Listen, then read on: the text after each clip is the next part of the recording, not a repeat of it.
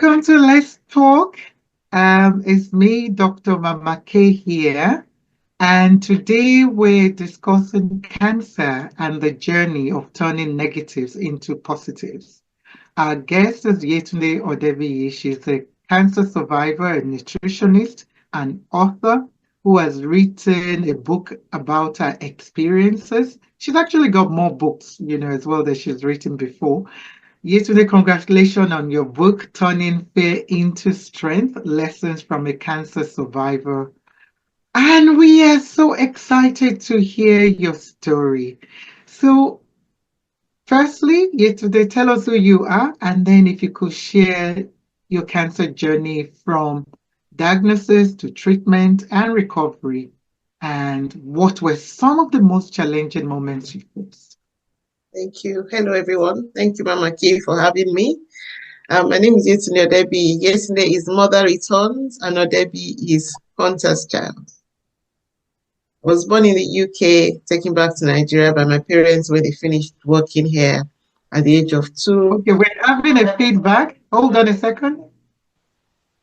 We're having a feedback somewhere.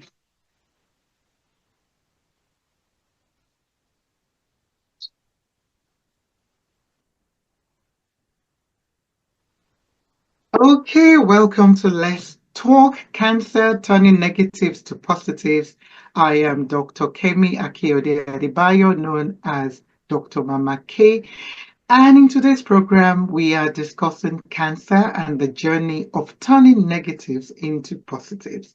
Our guest is Yetunde Odebiyi. She is a cancer survivor, a nutritionist, an author, a social entrepreneur. I could go on and on about this amazing woman. She has written a book recently about her experiences. So she has a lot of other books that she's written, but this particular one is called Turning Fear into Strength, Lessons from a Cancer Survivor. And we are so excited to have you here, my dear Purple sister. Can you tell us just briefly about yourself? And yeah, tell us about yourself then. Hi, hello everyone. Thank you for having me. My name is Yetunde Odebiyi, and Yetunde means Mother Returns, and Odebiyi is Hunter's Child.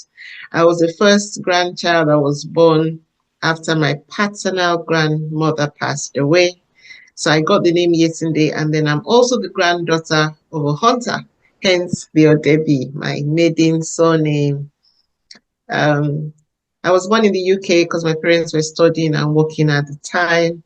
And I was taken back to Nigeria when I was 2. So I had all my school education up to A levels in Nigeria. I came back to United Kingdom when I was 18. I'm Scottish by birth, but I found Scotland too cold.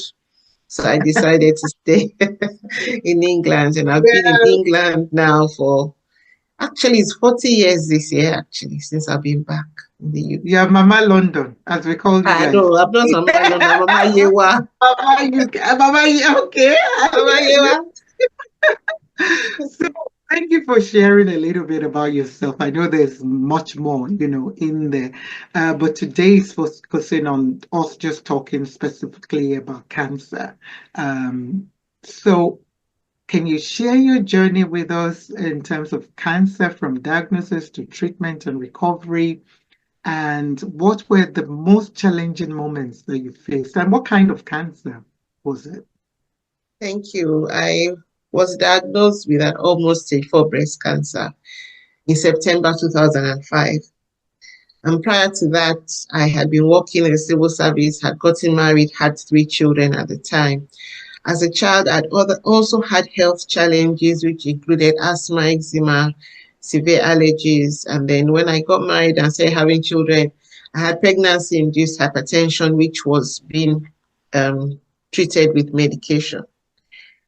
I had worked in the civil service for 14 years, but we had a lot of childcare issues. So I decided to take a career break and I went to do a postgraduate in education. The intention was I would have the school holidays with my children, I would have time with the children, but then it didn't go that way. Exactly 2 weeks after I finished my course, I found a bruise on my chest. And after the test, with my general practitioner, going to the breast clinic. In the September of that year, I was diagnosed with an almost stage 4 breast cancer at the age of 40, and they had to start treatment immediately. At the same time, my marriage broke down. My ex-husband moved out of the house 2 days before I got the cancer diagnosis. So I started that journey as a single parent, dealing with cancer and children that were 10 and under. I also had one child who had health challenges as well. That child inherited the asthma and the eczema and they were brittle. The child needed nurses coming into the house to look after him. So that was how my journey started. And in the UK, they have plans for different years. So depending on the age bracket you fit into, they have a plan for that treatment. So I was 40 at the time. The plan for that was to shrink the lump with chemotherapy and have a surgery to remove the lump, and then see what other treatment I would have depending on what they got from the biopsy after the histology rather. So I had chemotherapy, I had neutropenia in between, which is an issue with the red blood cells. And I also had surgery. And after this all happened after the chemotherapy, and I went to have another mammogram. They noticed other cancer pockets there, so they could not have a lumpectomy. They had to have a mastectomy. And so I had a mastectomy, and I opted for reconstruction at the same time. But then that reconstruction got infected. So I had to go back to surgery, to theater 5 times for them to keep on bringing out the tissue. And then it took 3 months for the wound to heal. And then I had radiotherapy. And after that, the whole idea was go and get on with your life. You don't know where this has come from. But then there were quite a lot of things in that journey whilst I was there. And it's not the kind of journey that I wish on anyone. Because so many times it was not what the plan was that happened. The plan was having lumpectomy. But then finding other cancer pockets there was nothing that they could do. It was a matter of, this is what you are faced with. So that was how my journey started. So that's the long and short of that journey. Wow. So I'm just, in fact, I'm just in awe. I'm looking at you because I know some of the story, but I didn't know the full on, story. For you at that time, how did that impact, your life, and what changes did you have to make, in terms of your lifestyle, your diet to support your recovery? And like you said, it wasn't just about the health. There was already another big change, in terms of your husband, your marriage failing and so on.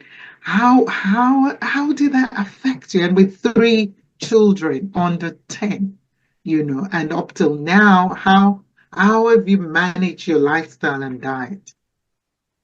I think what has helped me has been my faith. Because obviously the marriage didn't just break down that day. There had been issues over a couple of years, and I'd been trying to make it work. It just got to a stage where it didn't really matter to me anymore, because I sensed that there was something wrong with my health. So I had to make a choice. So when my ex-husband came at that time to say he was going, it was like a kind of relief in a way that, let me just focus on what I'm dealing with and the children. I'll come back to come and deal with marriage later. That was how my brain worked. So what then happened was my faith played a very good role in this journey. I called my dad, let him know what was going on. They set up a prayer chain. I also called a big brother of mine. He was one who said, don't tell anybody. So I said, set up a prayer chain for me. I'm going to tell all the medical people that I know so that they can support me on this journey. There was no way I was going to do this alone. I also had a conversation with God that I negotiated with God. I said, this happened. I said, I didn't ask you for children. You gave them to me. And remember that I lost my mother when I was 14, even though my dad was very hands-on. There's something that a mother plays. There's a role that a mother plays in the life of her children. There was also a bit of fear that if anything happened to me, my ex-husband will not be able to look after the children in the UK. He will take them to Nigeria, and my family will not see them anymore. That was the Mm. thought that was going on in my head. And those were the conversations I was having with God. But when I now settled myself first with God in my conversation with Him, I heard clearly that this was not unto death. I also heard that this happens to be a blessing to other people. So I knew that I was in that journey, not for myself. And then reaching out, being prayerful, and having the support I had. Because even my ex-sister-in-law, God bless her, she's a consultant pediatrician, was involved in my treatment. She was one who said, oh, these are the options you have. And she stepped in and got me a nanny. That was the first thing she did. She said, we need to get you a nanny so you can concentrate on your health. The nanny will come and look after the children. Whilst I deal with my brother, those were her words to me, and they were very comforting. So I started the journey, even from the hospital. When I was in hospital, when I went back with the blood poisoning, I was still running my home from the hospital, phoning in the morning to make sure the taxi had picked up the children to school, make sure they were back home, make sure the nanny was in. There was even an instance when the nanny left the children at home. I went to go and do another job, but I couldn't leave the hospital bed. But in everything, I'm grateful for where I was at that time, because my church family helped me. My family really, really rallied around. Even though they could not stay, they were there. And my older sister was able to come and spend some time with me as well. And then there was the trauma, because 2 months into chemotherapy, my ex-husband started divorce proceedings. I just come back from chemotherapy, and then I got a letter to say that was very interesting. But luckily, his family was able to tell him to wait until I finished treatment before he started divorce proceedings. So there was that going on. But I think for me, I didn't focus too much on the cancer. I was fighting on getting better to be here for my children, because that picture of them going to Africa, not seeing my family anymore if I was not here, was just in front of me. And I had support, and it's very important because I didn't keep quiet about it. I told everybody that was a medical person. I told, sometimes when I go to my doctor over the years, even before the cancer, he would ask me, did you go to medical school? I said, no, I asked questions. And if I had appointments with my doctor, my ex-sister-in-law would be on the phone. And he knew, my doctor allowed me that, and she would say, oh, this child reacts to this. I think we should try this. I think we should try that. So that really helped. And I had a prayer. I had solid prayers as well. That helped me as well.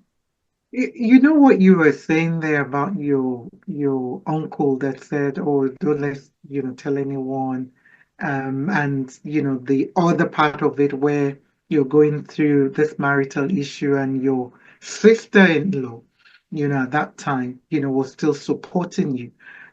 How do we, in terms of our culture, where cancer, the stigma, surrounding, a major kind of health, challenge. How do we navigate that in terms of our Nigerian, Yoruba, or African culture where you're not supposed to tell people, and then you, on the other hand, have somebody, that had that medical, background who could help you and was one of your kind of how will I put it, your biggest advantage at that time, being there supporting you through who was already experienced. If you didn't tell anyone or if you didn't, open up, how would that have happened? How do we navigate that?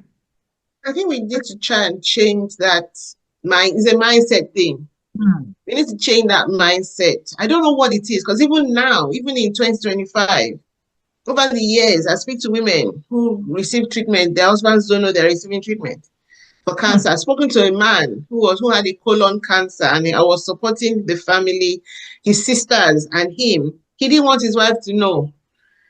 So I think it's a stigma, and also because we believe that people will make fun of us, and people feel that they can catch it. Because I had people who would just stay at the door and not come in, and I said to them, cancer is not catching. I had to be educating people in my pain, but it was intentional. But when I did my book launch last year, my cousin actually said to me then that the reason why I told me not to tell anyone was they all wanted to get their head around how to support me first. because I had to accept what I was dealing with first before I spoke to anybody. Because Right.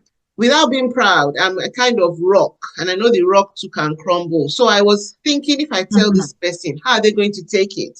So I had to come to a place of, okay, this has happened, accepting it.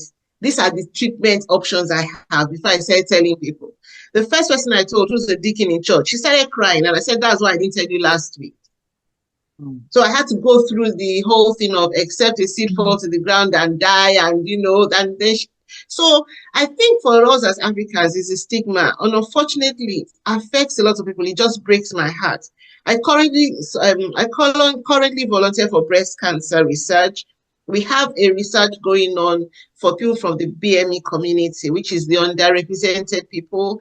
We're trying to get them to come to us to just fill in questionnaires anonymously. They are not, it's a BME is a struggle. Black minority. Yeah, the Black minority ethnic groups and the Asians. So the Black Africans, the Asians, the people of color especially.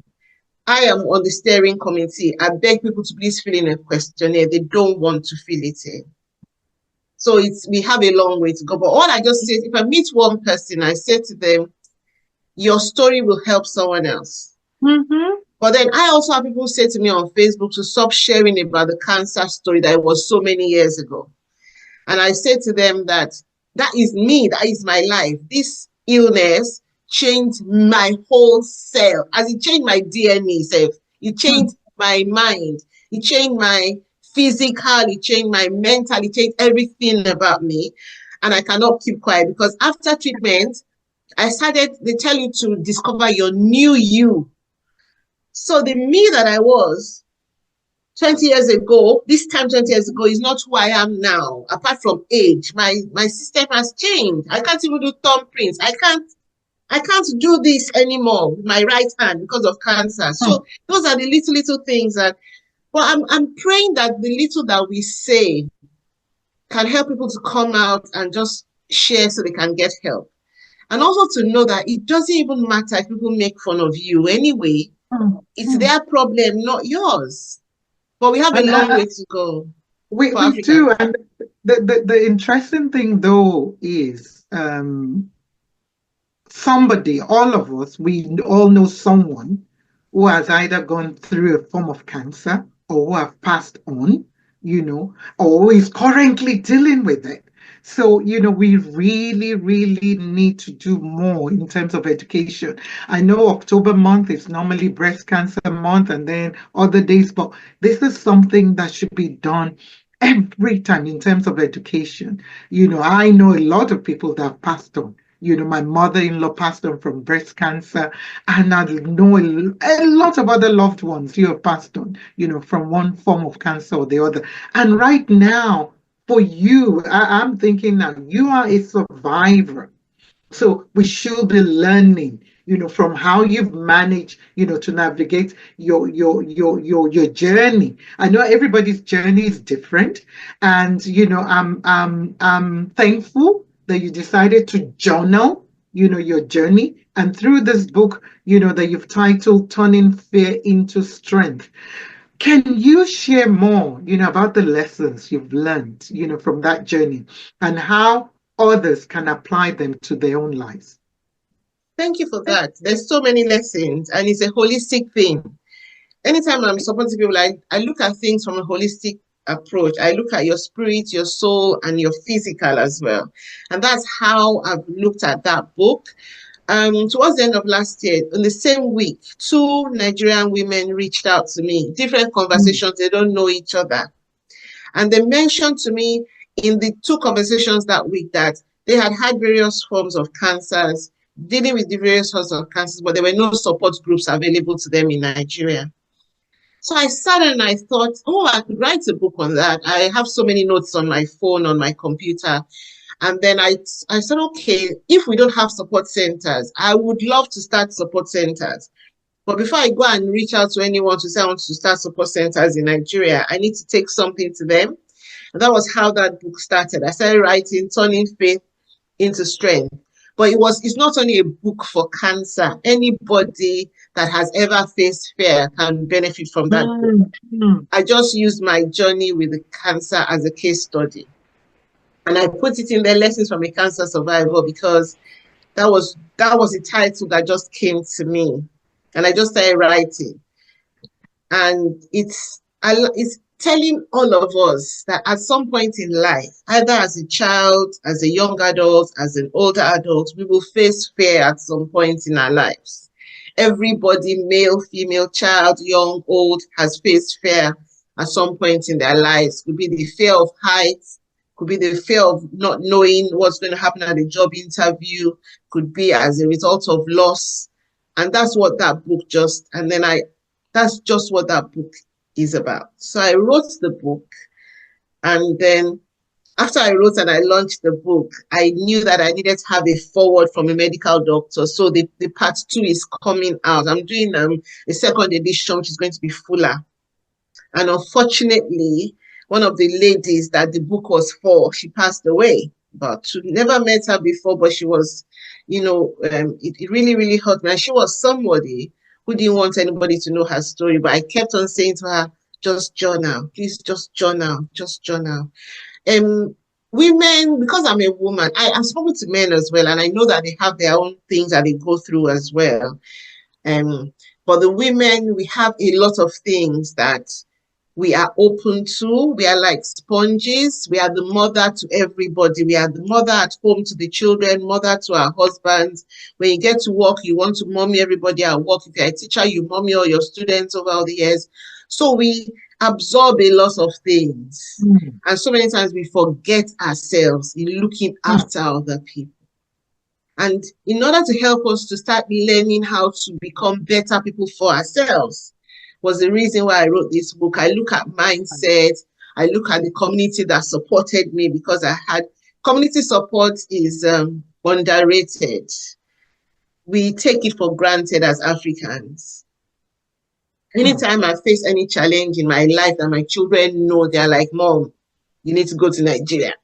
It's like I'm going home to a place of peace out of everything. So talk about mindset. Talk about the use of people around us, talking about getting help at the beginning, and also knowing where to go. But not to be afraid that people, when I hold my talks on social media, I say, look at my forehead, divorce is not written there, cancer is not written there. If I don't tell you, you won't know. So even before we start having these things happen to us, it's important for us to be a bit proud in yourself. Be confident that no matter what is coming, you're going to take it. Because unfortunately, our culture we've lost a lot of people through what are people going to say. And that is what hurts me the most. Now, I remember that when I was going for my first chemotherapy assessment, my friend's ex-husband, they were still married then, was the one who came to take me for that appointment. He's a medical doctor. He was working in A&E, and he was off that day. So he volunteered to come and take myself and my auntie for the chemotherapy assessment. And as we were going into the chemotherapy suite, I still have that picture in my head. As we were going in, he said, Yetunde, so many times, it's not the illness that kills. It is the attitude you present that takes people out. He said, if you go in there and they tell you have 6 months to lose, you go back home and wait for the 6 months to come, the 6 months will come. He says that if you go in there and they tell you have 6 months to live, but you tell this thing that, no, this is not how I'm going to go, he says you'll be here for a long time. And that statement stayed with me for a long time. That was just for chemotherapy assessment, but that statement just helped me. And also, I was put in touch with women who had had cancer before me. The Caucasian women were ready to tell me everything, even down to how their surgery sites looked. They giving me option. This is what the doctor said you should do. No, do this. And also, the breast cancer charity put me in touch with a woman who had had cancer at the age of 40, 13 years before me. So they matched me with my match, who knew my feelings, who knew what it meant to be left as well. She was a single parent, knew what it meant raising children on my own. So she guided me every step of the way throughout chemotherapy for about 11 months. She was there every couple of weeks on the phone. But if I kept quiet and I didn't go for help, I would have gone the journey alone. When you think of the fact that the closest person to me, regardless of what I could have done to him, would decide to leave me at that time. If the closest person to you can leave you, how much more outsiders? So it was my journey has been intense. Even though I was afraid, oh my goodness, yes, I was afraid. At that Mm-hmm. time, the first day when I came back home from getting the results of the biopsy, I could smell death in the house. My best friend, my sister, my prayer partner, they left my home at about 3 a.m. They had started coming since 5 p.m. when we got home from hospital. Everybody, because I told them all my very close family members, so they were on the phone. They were present from outside where we live. But when the last person left and I went to bed on my outdoor clothes, which I don't do, I have my little bit of OCD. I don't wear outdoor clothes on my bed, even before COVID. And I went and I smelled death. And I just put all the lights in the house on. And I went to bed at about 4 a.m., woke up at 7 to hear my daughter getting her younger ones ready for nursery and school. But by the time I woke up, and that's after they had gone to school, I was having that conversation with God that, what is this one? And after my conversation with God, even though I was afraid, the smell went. And I started hearing clearly. As I was asking the questions, I was getting the answers. Because I knew, when you hit rock bottom, there's nobody else to go and talk to. There's no pillow talk partner to say, how are we going to do this? So I knew what it meant. And over the years, there have been so many instances that I've been in a place of fear, where I jokingly tell my people that, I miss having a pillow talk, and then my daughter, when she comes home from me, say, okay, let's have a pillow talk. But there have been instances in my life, and I wrote, like that in the book to encourage people that life will always happen to us, but it is what we allow that life to do to us that really matters. So I have topics like A Light in the Darkness is a chapter. I have Strangers Who Became Allies, The Village That Held Me, What Fear Taught Me, and how gratitude is an imbalance to fear. And turning pain into purpose, navigating the mental terrain. So I have different, and I have the message of hope. And as you know, I love my hymns. I put a comforting hymn in the book as well. So that is it's. So for someone going through cancer treatment or diagnosis right now, as a nutritionist and as a cancer support mentor, what would be just very briefly, your advice to them for someone going through right now, somebody that's just been given that diagnosis that, the reality of life is at the point of diagnosis, you lose your appetite anyway, so you're not able to eat. But at some point, you will find something that just comes into your mind when people ask you, what would you like to eat? For me, mine was amala, yam flour with ewedu and gbegiri.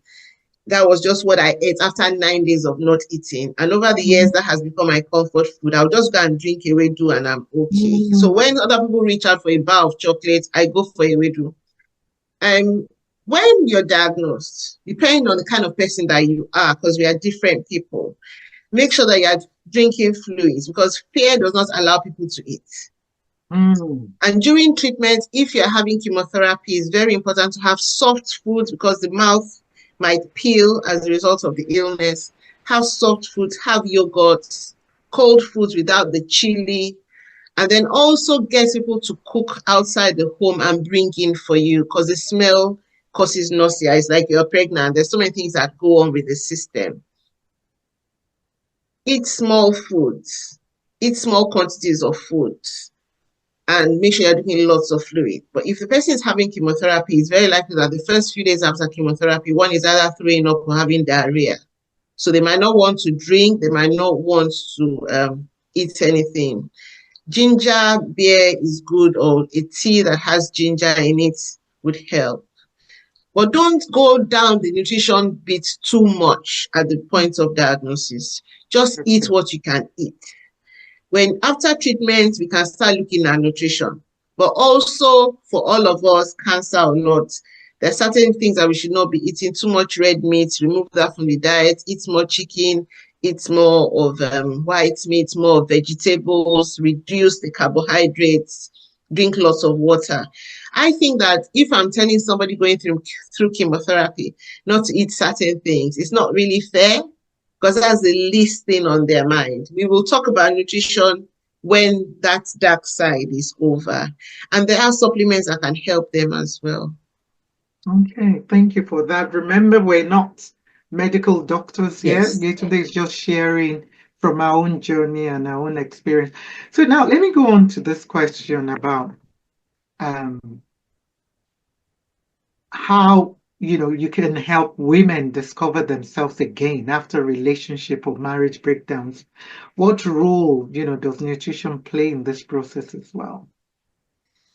I believe that firstly, before we even go to another person, the woman herself as an individual has got to do things for herself first. Look after yourself internally by eating good foods, drinking lots of water, going for walks, wearing good clothes. Look after yourself for you. And Self-love. always remember to look after yourself for you first before you start looking after yourself for someone. A few days ago, I was reading my notes to myself where I reminded myself that when I got married, my ex-husband did not want me to wear dresses. He only wanted me to wear trousers. He didn't like red lipstick. I'd forgotten all those things. And I just kind of just went into those things and they became a way of life. I love dresses. I don't use makeup per se. But I learned to rediscover myself, start doing the things I love to do. So I'm telling my younger self, know yourself, look after yourself, be intentional about yourself. If you're someone that goes to have their hair, their nails done, take time out, put it in your calendar, the days you are going to go. Let everybody in the home, the husband, the help, everybody know that this is my time. I'm going to go and do this for me. And eat good food. Also be intentional about the types of foods that you eat because some of us, our bodies do not work very well with certain foods. Go for exercises. Even if you cannot afford to go to the gym, go for walks. It's good enough. Carry your baby as weight. It's all part of it. But most importantly, know yourself. Discover yourself for you. Because a lot of women, we do things because of our spouses. We change the way we do certain things. And also, community is very, very important. Identify your role models, but make sure that your role models are not influencer role models. Then there are role models that you know that if you mention them to someone else, someone will say, oh, that's a good role model. And your role model does not have to be one person. Observe and pick a bit of them and also add to some values that your parents had that are good values and add to it. But most importantly, know yourself for yourself. Look after yourself for yourself. Start with you. Yesterday, you've been in network marketing for 21 years or more. How has this experience helped you support yourself and others, particularly during challenging times? Thank you for that question. A lot of people don't like network marketing. I know. For me, because I've always had health challenges, I've always had to use something to supplement my health. And so people have always brought something to me. And because it works, they'll say, why don't you make extra money?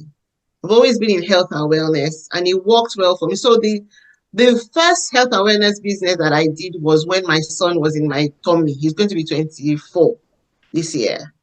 The eczema just went out of whatever. So someone recommended these products to me and they worked. They worked well.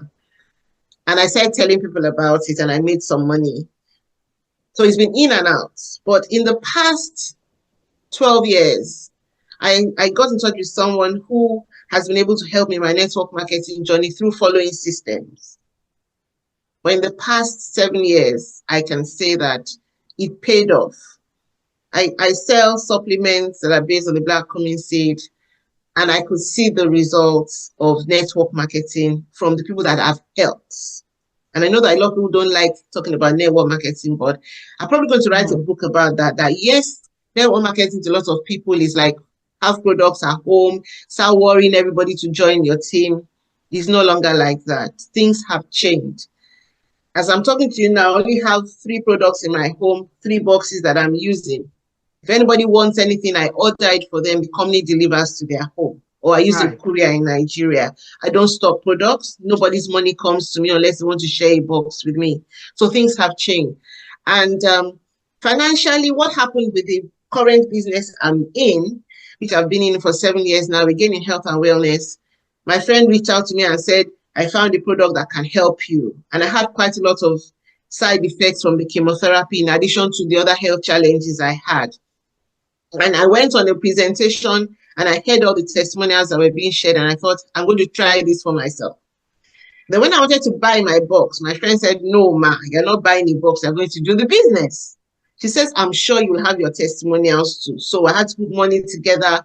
It wasn't too expensive, but it was not a planned expense. One of the things that happened was the product came into my home maybe 4 or 5 days after I joined the company. And from when I took the first sachet, I slept through the night. I was not scratching. After a while, the ringing in my ears that were caused by the chemotherapy got better. And I thought, oh, this is working. Let me start telling people about it. And people started joining. And I have a friend in Nigeria that every business I do, I must make sure that he's involved in it because I can use his staff for my Nigeria end of the business. So I got him involved, got my daughter involved too. And that was how it started. And people said, joining me because my skin got better. Those were my first testimonials. They saw the photographs and I said, I sleep through the night. I never slept through the night. So, and my team got better. My team got bigger and people started earning money. So I said, well, this thing works. So I'm just telling people about it. So the advantage for me for network marketing was on the days when I don't have the energy to go out and teach as a teacher, I'm able to do that from the comfort of my home. I just use my phone. I post status on my phone, on Facebook. They ask me questions and that is it. But the day that I knew that this works, a friend of mine who joined the business in Nigeria earned $1,400 in 1 week. I thought this is nice. I have been able to use my commissions from the company to sort out university accommodation for my children, support them, pay the mortgage. Obviously, it's not a regular income, but when it comes, it comes. Now, when COVID got tight, I was teaching adults with learning disabilities, and the job became difficult for me because they didn't understand about lockdown. So I had to leave leave the job and come out from home. And the business thrived. So it's helpful as an additional source of income. Right. It helps women who are raising kids on their own because it helped me to move from a no, you can't have this mom to my card is at home. Go and buy what you want. And for the first time in my life, I was able through network marketing to leave my commission card at home with my young adults and allow them to spend without worrying about the balance. So it's actually helped me to, and sometimes I make sales. Even before I even leave my bed, I've got sold products in different countries in the world. So that has been really, really helpful to me. Awesome.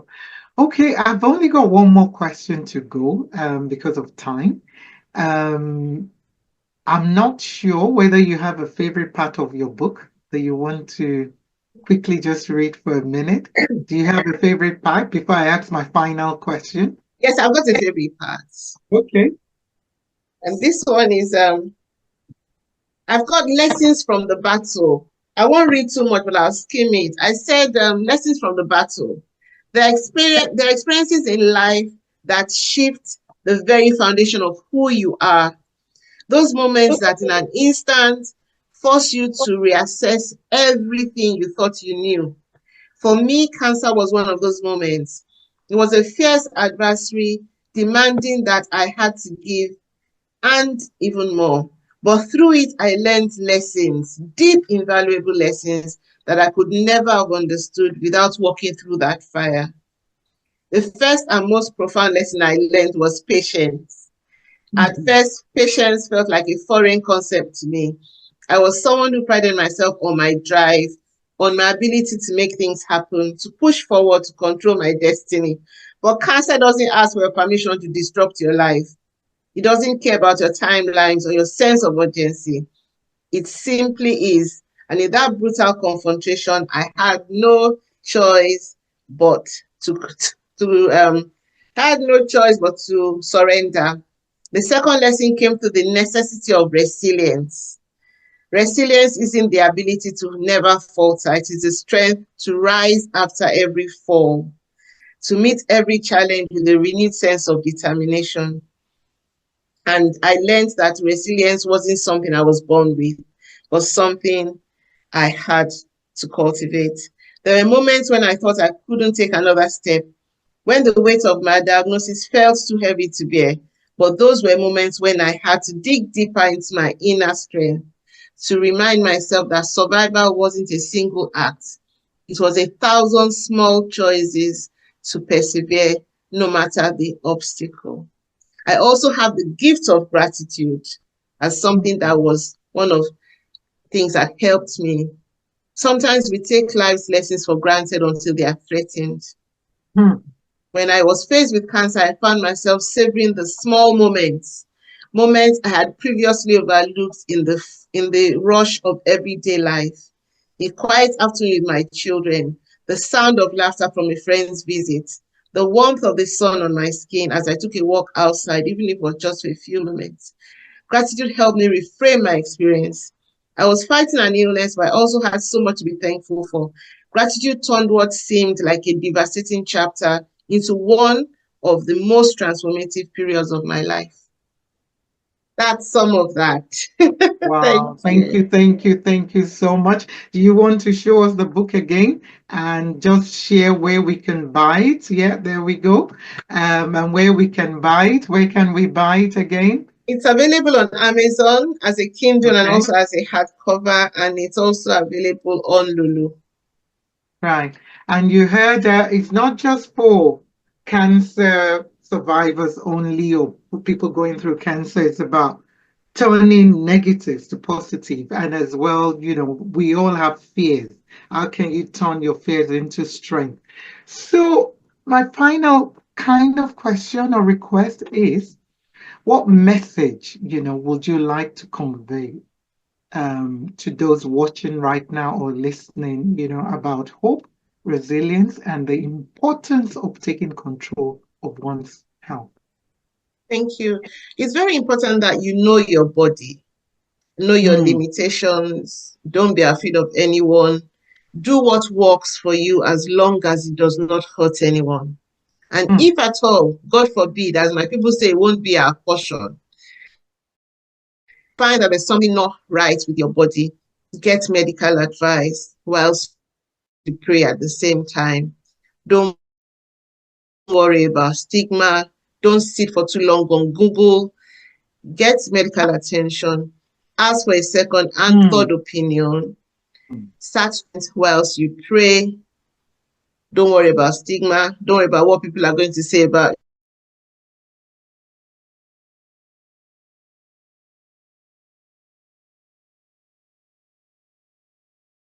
you, everyone. Too long. Go and look at the newspapers. They report one news today, tomorrow is another.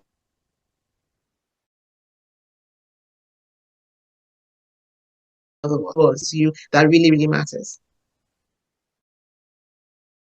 My cousin said, when life gives you lemon, you make lemonade with it. You can also add other things, your own flair. So thank you, Mama K. Thank you so much. Yetunde. Thank you for sharing your inspiring story with us passionately. Your book and